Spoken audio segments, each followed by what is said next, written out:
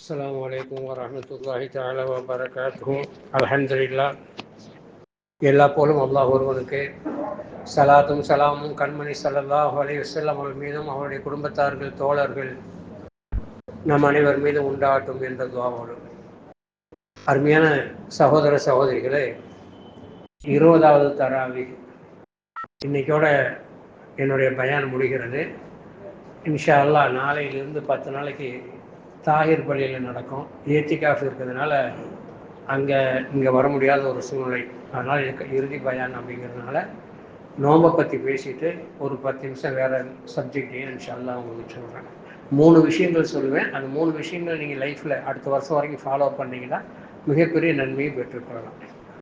இப்போ எப்படி நேற்று தொழுகையை பார்த்தோம். தொழுகையில் ஃபர்லான தொழுகை, சுன்னத்தான தொழுகை, நஃபிலான தொழுகைன்னு இருக்கிற மாதிரி நோம்புலையும் அப்படி இருக்கு. நோம்புலையும் ஃபர்லான நோம்பு, சுன்னத்தான நோம்பு, வாஜிபான நோம்புன்னு இருக்கு. உதாரணத்திற்காக ரமலானுடைய நோம்பு ஃபர்லான நோம்பு. இது எல்லாத்துக்கும் உங்களுக்கு தெரிஞ்சதான். இது பெருசா விளக்கி சொல்ல வேண்டிய அவசியம் கிடையாது. ஆனால் இதுல விளக்க வேண்டிய விஷயம் என்னன்னா, இந்த மாசத்துல தொழுகையும் ஃபர்லு, நோம்பும் ஃபர்லு.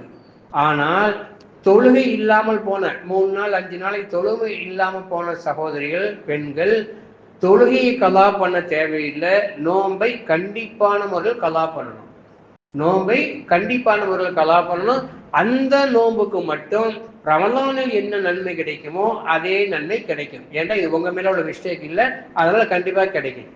ஆனால் வேணுமென்றே நோம்பை விட்டு அந்த நோம்பை கலா பண்ணினாலும் கூட ரமலானுடைய சிறப்பு அவங்களுக்கு கிடைக்காது. பெண்களுக்கு மட்டும்தான், அந்த தொழுகை விடப்படக்கூடிய சூழலில் இருக்கக்கூடிய பெண்களுக்கு மட்டும்தான் இந்த சிறப்பு என்பதை ஞாபகத்தில் வைத்துக் கொள்ளுங்கள்.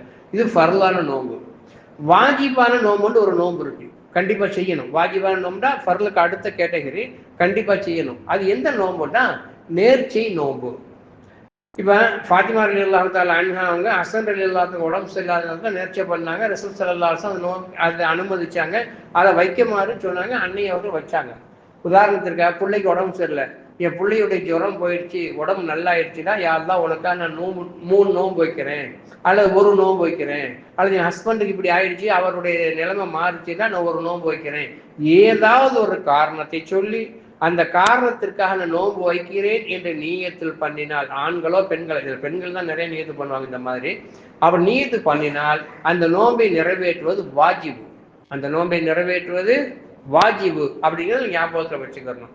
2வது சுன்னத்தான நோன்பு அப்படின்னு கேட்டால், சுன்னத்தான நோன்பு என்பது இப்ப ஐயாமலுடைய பீல் நோன்பு இருக்குது, மாசம் 13, 14, 15 வைக்கக்கூடிய நோன்பு சுன்னத்தான நோன்பு. சரியா? அதே மாதிரி மேராஜுக்கு ஆதாரம் இல்லை, பராத்து, ஆஷூராவுடைய நோம்புகள்லாம் சுன்னத்தான நோம்புகள். இந்த நோம்புகளை ஃபாலோ பண்ணணும். சுன்னத்தான நோம்புக்குள்ள திங்கட்கிழமை வியாழக்கிழமை நோன்பு வைப்பது சுன்னத்தாக்கப்பட்டிருக்குது. நபி அவர்கள் இடத்துல ஒரு சஹாபி கேட்கிறார், யாரா சொல்லலாம் திங்கட்கிழமை நோன்பு வைக்க நினைக்கிறேன், வைக்கலாமாட்டு. தாராளமா வைங்க, அதை என்னுடைய பிறந்த நாள் ஆயிடுச்சு அப்படின்னு சொல்லி ரசூலுல்லாஹி ஸல்லல்லாஹு அலைஹி வஸல்லம் ஹதீஸ் முஸ்லிம்ல பதியப்பட்டு இருக்குது.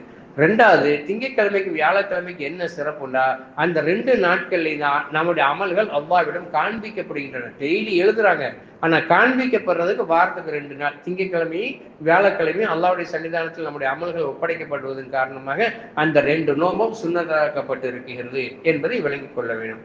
3வதாக முக்கியமான செய்தி இப்ப நான் சொல்லக்கூடியது, இவ்வளவு நேரம் சொன்னதெல்லாம் மேக்சிமம் கேள்விப்பட்டிருப்பீங்க. முக்கியமான செய்தி என்றால், நஃபிலான நோன்பு எப்ப வேண்டாலும் வைக்கலாம். நஃபிலான நோன்பு எப்ப வேண்டாலும் வைக்கலாம். வெள்ளிக்கிழமை மட்டும் வைக்கக்கூடாது. வெள்ளிக்கிழமை ஈதுல் மசாக்கீன், ஏழைகளுடைய பெருநாள் என்பதற்காக வேண்டி வெள்ளிக்கிழமை நோன்பு வைக்கக்கூடாது. நபி ஸல்லல்லாஹு அலைஹி வஸல்லம் உம்மு சல்மா ரலியல்லாஹு தஆலா தன்னுடைய மனைவியுடைய வீட்டுக்கு போனாங்க. அந்த அம்மா நோன்பு வச்சிருந்தாங்க. நோன்பை விட்டுரு அப்படின்னு சொல்லி ரசூலுல்லாஹி ஸல்லல்லாஹு அலைஹி வஸல்லம் சொன்ன ஹதீஸ் சஹீஹான ஹதீஸ் காணப்படுகிறது. இன்னொன்று, பெண்கள் நஃபிலா நோன்பு வைப்பதாக இருந்தால் கண்டிப்பாக கணவனுடைய அனுமதி வேணும். கணவனுடைய அனுமதி இல்லாமல் நோன்பு வைப்பது பெண்களுக்கு நஃபிலா நோன்பு ஜாயிஸ் கிடையாது. இது நல்லா பெண்கள் சகோதரிகள் ஞாபகத்தை வச்சுக்கோங்க. உங்க வீட்டுக்காரருடைய அனுமதி இல்லாமல் நோன்பு நஃபிலான நோன்பை வைக்க முடியாது என்பதை விளங்கிக் கொள்ளுங்கள். இது நோன்பு சம்பந்தப்பட்ட விஷயங்கள். எக்ஸ்ட்ரா இன்னைக்கு ஒரு 3 விஷயத்தை எடுக்கிறேன். 3 விஷயத்தை நீங்க ஃபாலோ பண்ணீங்கன்னு சொன்னா மிகப்பெரிய சிறப்பா இருக்கும்.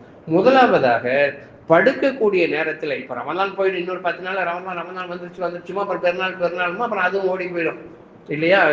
இப்போ எப்படி 20 நாள் போனதே தெரியல, அந்த மாதிரி 10 நாள் ஈஸியாக ஓடி போயிடும். அதனால இப்போ நான் சொல்லக்கூடியதை நீங்கள் ஃபாலோ பண்ணுங்கள் வாழ்க்கையை முழுவதும். படுக்கும் போது சுப்ஹானல்லாஹ் 33, அல்ஹம்துலில்லாஹ் 33, அல்லாஹ் அக்பர் 34 சொல்லிட்டு படுங்க. நீங்க செல்போன் பழக்கம் உள்ளவங்க யூடியூப் பாக்குறீங்க, வாட்ஸ்அப் பாக்குறீங்கடா, தயவு செய்து 10 நிமிஷத்துக்கு முன்னால் அந்த போனை ஆட் பண்ணிடுங்க. ஆம்பளையாக இருந்தாலும் சரி, இளைஞர்களா இருந்தாலும் சரி. அதுக்கு மெயினான காரணம் என்ன அப்படின்னு கேட்டா, தூங்கும் போது இந்த சுப்ஹானல்லாஹ் அல்ஹம்துலில்லாஹ் அல்லாஹ் அக்பர் அல்ஹம்து சூரா ஆயத்துல் குர்சி ஓதிட்டு படுத்தா மூளை வந்து அதன் பக்கம் போயிடும். 12 மணிக்கு திடுக்கிட்டு எந்திரிச்சாலும் எதுல ஒட்டிச்ச மூளை அதுல ஸ்டார்ட் ஆயிடும். நீ யூடியூப் பார்த்துக்கிட்டே அப்படியே வாட்ஸ்அப் பார்த்துக்கிட்டோ அல்லது பாட்டு கேட்டுக்கிட்டோ நீங்க தூங்குனீங்கடா, நைட்லயும் எந்திரிக்கும் பொழுது நாக்கு சிந்தனை எங்க நிற்கும்? எதுல விட்டுச்சோ அதுலதான் நிற்கும். நல்லா ஞாபகம். இதில் நிறைய பேர் என்கிட்ட சொல்லி வருத்தப்பட்டு நான் சொன்ன டிப்ஸை கேட்டு அவங்க மாறி இருக்கிறாங்க. 12 மணி 1 மணி திடுக்கிட்டு எந்திரிப்பாங்க. எந்திரிக்கும் போது என்ன ஞாபகம் வரும்? நீங்க எதை கேட்டுட்டு படுத்தீங்களோ அதான் ஞாபகம் வரும். நிறைய பேர் பாட்டை மாட்டிக்கிட்டு அப்படியே படுத்துடுறாங்க. மிகப்பெரிய தவறு. மூளை தான் ஒரு மனுஷனுக்கு ரொம்ப முக்கியம். அந்த மூளை பாதிக்கப்படும் என்பது நினைவில் வைத்துக் கொள்ளுங்கள். அதனாலதான் அல்லாஹ்வுடைய ரசூல் யாருக்கு சொல்லிக் கொடுத்தாங்கன்னா தன்னுடைய மகள் ஃபாத்திமாவுக்கு இந்த விஷயத்தை சொல்லிக் கொடுக்குறாங்க. ஒரு தடவை ஹுனைன் யுத்தத்திலிருந்து நிறைய பொருள் வந்துச்சு, அடிமைகள் வந்தாங்க.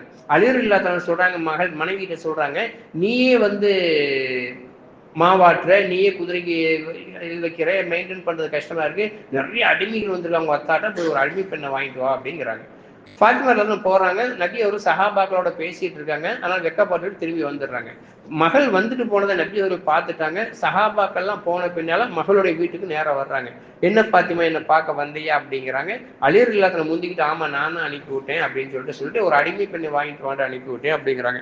ஸல்லல்லாஹு அலைஹி வஸல்லம் சொல்றாங்க, என்னோட இடத்துல நீ நபியா அனுப்பி அல்லாஹ்வே சத்தியமா எல்லாரையும் நான் பங்கு வச்சிடலே, என்னுடைய இப்ப எந்த அடிமையும் கிடையாது உனக்கு தர்றதுக்கு, எனக்குள்ள பங்கையும் நான் கொடுத்துட்டேன் இந்த நபருக்கு அப்படின்னு சொல்லிட்டு ஸல்லல்லாஹு சொல்றாங்க, மகளே ஃபாத்திமா உனக்கு நான் அதை விட சிறந்த ஒன்றை சொல்லி தரவா அப்படின்னு சொல்லிட்டு இந்த சுப்ஹானல்லாஹ் அல்ஹம்துலில்லாஹ் அல்லாஹ் ஓதிட்டு படு. அடுத்த நாள் ஒரு அடிமை பெண் உனக்கு எவ்வளவு ஹெல்ப் பண்ணுவாளோ அதை விட அதிகமாக இந்த தஸ்பீஹில் உனக்கு ஹெல்ப் பண்ணும் என்று ரசூலுல்லாஹி ஸல்லல்லாஹு அலைஹி சொன்ன ஹதீஸ் சஹீஹான ஹதீஸ் காணப்படுகிறது. அதனால இந்த தஸ்பீஹாத்துக்கு பேரே தஸ்பீஹாத்துல் ஃபாத்திமா அப்படிங்கிறது தான். இது ஒரு விஷயத்தை நீங்க ஃபாலோ பண்ணுங்க. படுக்கும்போது ஆம்பளைங்களும் பொம்பளைங்களும் சரி போனை கட் பண்ணிட்டு எதையாவது ஓதிட்டு படுங்க. மூளை மாறிடும். திலாவத்தின் பக்கம் மூளை மாறிடும். இதை கண்டிப்பா நீங்க ஃபாலோ பண்ணுங்க. பெண்கள் இந்த தஸ்பீஹாத்துல ஓதிட்டு படுங்க. அடுத்த நாள் ரிலீஃபா இருக்கும் மனசு. இது ஒண்ணு ஃபாலோ பண்ணுங்க. ரெண்டாவது, சமைக்கக்கூடிய நேரத்துல முடிஞ்ச அளவுக்கு சலவாத்தை ஓதிக்கிட்டு சமைங்க. நீ காப்பி போடும்போது சமைக்கும் போது வாய் என்ன செய்யுது உங்களுக்கு? காதல் எதையாவது மாட்டிக்கிட்டா கூட வாய் உங்களுக்கு சும்மா தான் இருக்கும். அந்த நேரத்துல சும்மா அடுத்தவங்களை பத்தி புறம் பேசுறதை விட்டுட்டு சலவாத், மத்தமெல்லாம் இல்லை, சலவாத்தை மட்டும் ஓதிட்டு நீங்க சமைச்சு பாருங்க. அந்த சமையலையும் சாப்பிடக்கூடிய உங்களுடைய வீட்டுக்காரரும் சரி, அண்ணன் தம்பிகளும் சரி, வீட்டுல குடும்ப உறுப்பினர்களும் சரி மிகப்பெரிய தாக்கத் வர்றது மட்டும் கிடையாது, அவங்க மிகப்பெரிய ஈமான்தாரிகளாக மாறுவாங்க. நான் ஒன்னும் ஆதாரம் இல்லாம இருக்கேன், முன்னாள் உலகம் ஆதாரம் சொல்லிட்டேன். ரசூல் ஸல்லல்லாஹு அலைஹி கத்துக் கொடுத்த இதுக்கும் ஆதாரம் இருக்குது. ஃபஹ்ருதீன் ஒரு மனிதர், இவர் வந்து மக்களோடு சேர்ந்து வாழ்ந்தாக்கா புறம் பேசணும் அப்படின்னு சொல்லிட்டு பாவம் பேசணும் அப்படின்ட்டு தோப்புல போய் உட்கார்ந்து வாழ்றாரு. பகல்லாம் நோன்பு வைக்கிறாரு, இரவெல்லாம் தொழுகிறாரு. அதனால ஒரு நாள் அப்படியே தியானத்துல இருக்கிற நேரத்துல அவர் தலைக்கு மேல ஒரு புறா உட்கார்ந்து கத்துது. ஈராக்கில் நடந்த சம்பவம். புறா உட்காந்து கத்துது. அப்படி அண்ணாந்து பாக்குறாரு, புறா கீழே விழுந்துருது. ஆஹா, அப்ப அது வரைக்கும் நல்லா இருந்தாரு. இந்த பெருமை தான் மனுஷன் அழிக்கிறது. நம்முடைய அமலுக்கு அல்லாஹ் பெரிய சக்தியை கொடுத்துட்டான். பார்த்தோன்னே புறா செத்து போச்சுன்னு ஊருக்குள்ள வர்றாரு. ஊருக்குள்ள வந்தா ஊர் எல்லையில ஒரு கசாப்பி கறி வெட்டிட்டு இருக்கிறான். அவன்கிட்ட அஸ்ஸலாமு அலைக்கும்னாரு, கண்டுக்கறல. 2வது சலாம் சொன்னாரு, கண்டுக்கறல. 3வது சலாம் சொன்னாரு, அவர் கண்டுக்கறல. 4வது கொதிச்சு எழுந்தாரு. அவர் கேட்கிறாரு, பாய் நான் யார் தெரியுமா அப்படின்னு சொல்லிட்டு 3 தடவை சலாம் சொல்லிட்டு நீ பதில் சொல்ல வேலையை பார்த்துட்டு இருக்க அப்படின்னு சொல்லிட்டு கோவப்பட்டார். அந்த கசாபி, அவர் பேர் சரியா ஞாபகம் இல்லை, ஆனா இவர் பேர் ஃபக்ருதீன், பெருமையோட வந்த ஒரு பேர் ஃபக்ருதீன். அந்த கசாபி சொல்றாரு, உன் பேரு ஃபக்ருதீன், உங்க அத்தா பேரு இன்னது, இன்ன காட்டுல உட்காந்து தவம் பண்ண, இவ்வளவு தொழுத, இவ்வளவு ஓஜன்னு அவன் பழைய காலத்துல ஹிஸ்டரிலாம் கசாபி சொல்றான். அவருக்கு ஆட்சியாக போச்சு. நம்ம தான் பெரிய ஆள் நினைச்சு நம்மளோட இவன் பெரிய ஆளா இருக்கானே, மூசா அலைஹிஸ்ஸலாம் ஹித்ர் அலைஹிஸ்ஸலாம் கதை தான், நம்மளை விட பெரிய ஆளா இருக்காரு அப்படின்னு சொல்லி, யாருப்பா என்னப்பா இதெல்லாம் உனக்கு யாரு சொன்னா? அவன் சொல்றான், கசாபி கறி வெட்டுறவன் சொல்றான், கறியை வெட்டிக்கிட்டே சொல்றான், அல்லம்னி ரப்பி ஹாதா, உன்னை பத்தி அல்லாஹ் எனக்கு அறிவிச்சு தந்தான். அல்லாஹ் அறிவிச்சு தந்தானா? நீ ஆலிமா இல்ல, ஆபிதா இல்ல, அப்ப எப்படி உனக்கு இந்த இல்மு கிடைச்சு? அவன் சொன்னா, எனக்கு ஒண்ணும் கிடையாது, ஆனால் என்னுடைய மனைவி சமைக்கக்கூடிய எல்லா காலகட்டத்திலும் எனக்கா டீ காஃபி எது போட்டாலும் சரி சலவாத்து சொல்லிக்கிட்டு தான் சமைப்பா. அந்த சலவாத்தினுடைய சாப்பாட்டை சாப்பிட்டதுடைய பரக்கத்தினால் அல்லம் நிரப்பி அல்லாஹ் எனக்கு இதை கற்று தந்தான். எவ்வளவு ஒரு விஷயம் பாருங்க. என் மனைவி சமைக்கும் போது ஏதாவது பெண்களுக்காக இதை சொல்றேன், ஆண்களுக்கு நான் ஜும்மாவில் 1008 தடவை சொல்லிட்டு போயிடுவேன். அதாவது நீங்க சலாமத்தானா வீடு சலாமத்தாயிடும். விஷயங்களே உங்கள்கிட்ட தான் இருக்குது. சண்டை வந்தாலும் உங்கள்கிட்ட தான் இருக்குது, ஷைத்தான் வந்தாலும் உங்களோட தான் வரும். அதனால நீங்க இதை கவனமா கேளுங்க. என்னுடைய மனைவி எனக்கு ஏதாவது தேவை என்றாலும் இதை வாங்கிட்டு அதோட எழுதித்தான் தருவா. செலவாத்துலேருந்து நாக்கு நிற்காது. அதனால எனக்கு இந்த பறக்கத்து கிடைச்சுனாங்க. அதனால சமைக்கக்கூடிய நேரத்துல செலவாத்தை சொல்லி சமைங்க. இதை 2 ஃபாலோ பண்ணுங்க. தூங்கும்போது ஒரு விஷயம் சொல்லியிருக்கிறேன், 2வது செலவாத்தை சொல்லி தந்திருக்கிறேன். 3வதான ஒரு விஷயம், உங்களுக்கு ஏதாவது குறைகள் வீட்டில் ஏற்பட்டா அந்த அலிம்சா போய் பார்க்கணும், இவரை போய் பார்க்கணும், மந்திரவாதியை போய் பார்க்கணும். நிறைய முஸ்லீம் பெண்கள் இப்போ மந்திரவாதிகிட்ட போயிட்டு இருக்கீங்க. அப்படிங்கிறதான் விட்டுட்டு அந்த தஹஜ்ஜத்துடைய நேரத்துல அல்லாஹ்ட்ட பேசுங்க. இது 3வது விஷயம். உங்களுக்கு என்னென்ன உள் மனசுல இருக்குதோ அத்தனையும் ரப்புட்ட முறையிடுங்க. புருஷனை பத்தி, பொண்டாட்டியை பத்தி, மாமியார் மாமனை பத்தி, அக்கா தங்கச்சிகளை பத்தி என்னென்ன தோணுதோ அவங்க வீட்டுக்குள்ள பிரச்சனை அத்தனை எங்க முறையிடுங்க? அல்லாட்ட முறையிடுங்க. பேசுங்க, துவா செய்யாதீங்க, அல்லாட்ட பேசுங்க. நீ ரப்பு, எனக்கு ஒன்னத்தோடு யாரும் கிடையாது, நான் உன்னுடைய அடிமை, நீ தான் படைச்ச.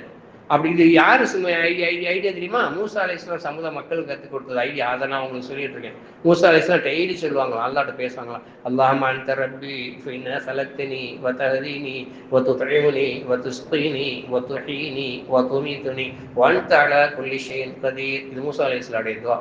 அதனால நீங்க பெண்கள் துவா செய்யறதை விட்டுட்டு அல்லாட்ட பேசுங்க. என்னென்ன குறைகள் இருக்கு அத்தனையும் சொல்லுங்க. அக்கம் பக்கத்து வீடுகள்கிட்ட சொல்லி பழகாதீங்க. இது 3 விஷயத்தை ராஜிதா சொல்றது விஷயத்தை ஃபாலோ பண்ணுங்க. அல்லாஹ் உங்களுடைய வாழ்க்கை நிறைப்பமான தருவான். நாம் இந்த வருடம் வைத்து எல்லா நோம்பையும் எல்லா தராவி தொழுகைகளையும் அல்லாஹ் ஏற்றாரு புரிவானாக. அல்லாஹ் நம் அனைவரையும் இந்த மஜ்லிஸில் ஒன்று சேர்த்ததை போன்ற சொர்க்கத்தில் ஒன்று சேர்ப்பானாக. இந்த பயானை எல்லாம் யார் வாட்ஸ்அப் மூலமாக மற்ற தளங்கள் மூலமாக கேட்கிறாரோ அத்தனை பேரையும் நம்மோடு சொர்க்கத்தில் வாழ செய்வானாக. வாஹிர் தவான் அல்ஹம்துலில்லாஹி ரப்பில் ஆலமீன். அஸ்ஸலாமு அலைக்கும்.